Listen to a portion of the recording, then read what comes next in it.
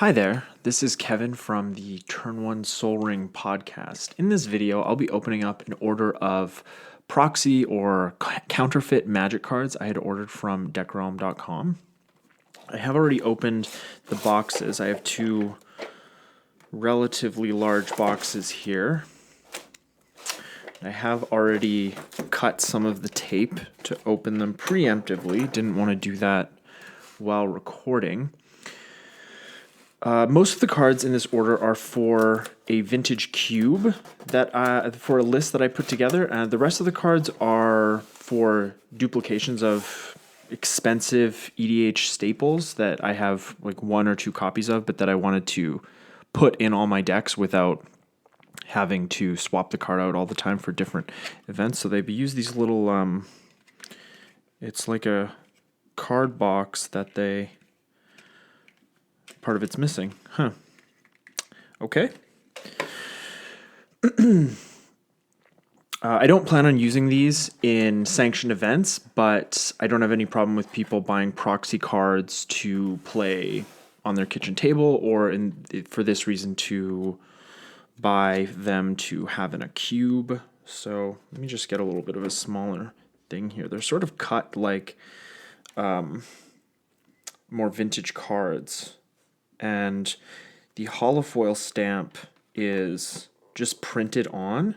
So like with Thassa's Oracle here, you can see it's just printed on. And they just kind of look like the back of them does not look like magic cards, just as the company logo.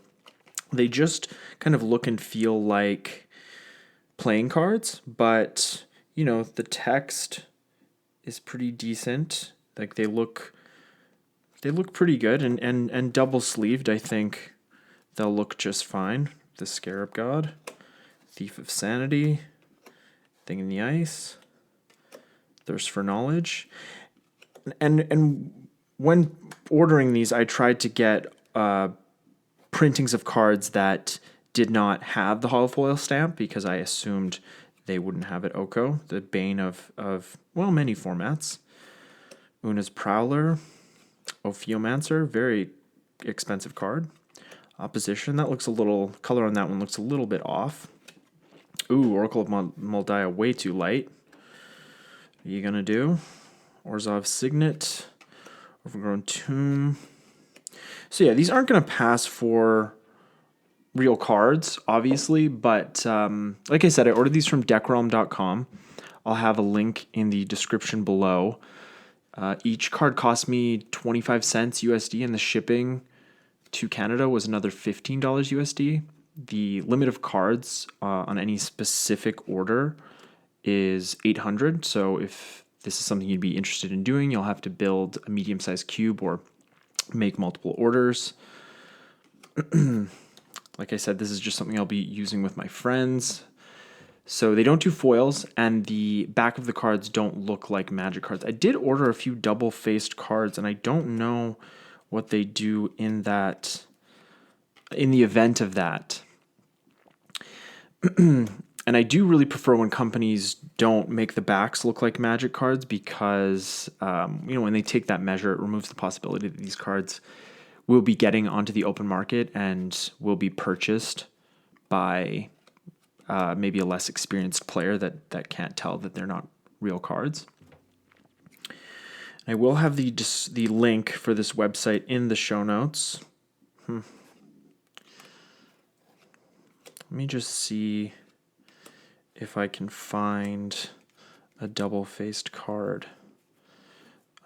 Here we go. Jace Vryn's Prodigy. Okay, so they do the backs. So that's pretty cool. I had read some reviews online. They were a little older, and they said they didn't do double-faced cards, but as you can see, that looks pretty good. So I won't be using a smoke perfect fit on this one, obviously. Caracas, looking good. Karn. And like I said, I tried to order cards with printings without the holofoil stamp, but it really doesn't look that bad. And I'm glad they don't put it on there again because it just means that these cards aren't going to be purchased by someone who's less experienced. None of us want that, no matter how you feel about proxy or counterfeit cards. But this is just for fun, and at 25 cents a piece, you really can't go wrong.